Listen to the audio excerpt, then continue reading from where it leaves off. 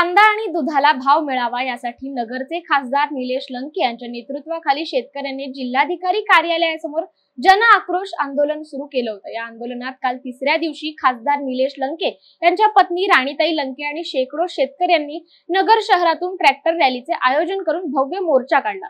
यावेळी नगरचे पालकमंत्री राधाकृष्ण विखे पाटील यांनी आंदोलन स्थळी भेट देत शेतकऱ्यांच्या मागण्या समजून घेऊन मार्ग काढण्याचे आश्वासन दिल्याने हे जन आंदोलन तात्पुरते स्थगित करण्यात आले असल्याची माहिती खासदार निलेश लंके यांनी दिली आहे। दरवाढीच्या त्या बाबतीत दुग्ध विकास मंत्र्यांशी चर्चा झाली। आता सध्याच्या परिस्थितीत कांद्याची निर्यात बंदी जरी उठली पण ते परमनंटली कायदा झाला पाहिजे ही आमची मागणी होती। तर त्या संदर्भात त्यांनी सांगितलं की राज्य सरकारच्या माध्यमातून राज्य सरकार केंद्राकडे पुटअप करते आणि केंद्राकडे पुटअप करून आपण ते अंमलात आणण्याचा प्रयत्न करू असं त्यांनी आश्वासित केलं।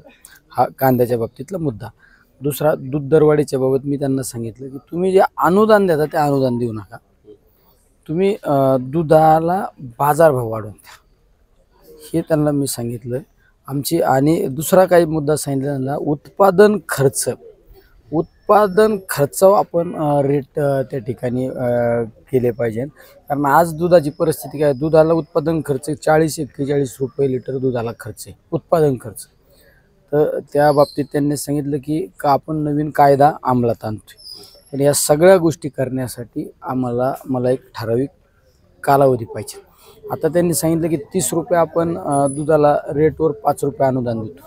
मी त्यांना सांगितलं की तुम्ही 4 महिन्यापूर्वी अनुदान पण दिलं पण अनुदानाची काय दुरावस्था झाली आपण पाहिलं, लोकांना अनुदानच मिळालं नाही, पिळवणूक झाली। तर त्यांनी सांगितलं की आपण सगळे ज्या अडचणी होत्या ते सगळं शिथिल केले, ज्या अटी होत्या त्या सगळ्या शिथिल केल्या असं त्यांनी सांगितले।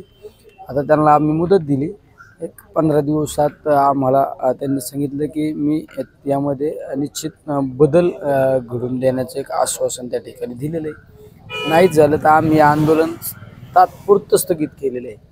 आमचं नाही समाधान झालं, त्यांनी शब्द दिल्याप्रमाणे नाही पाळला, आम्ही परत आमचं आंदोलन हे करणार।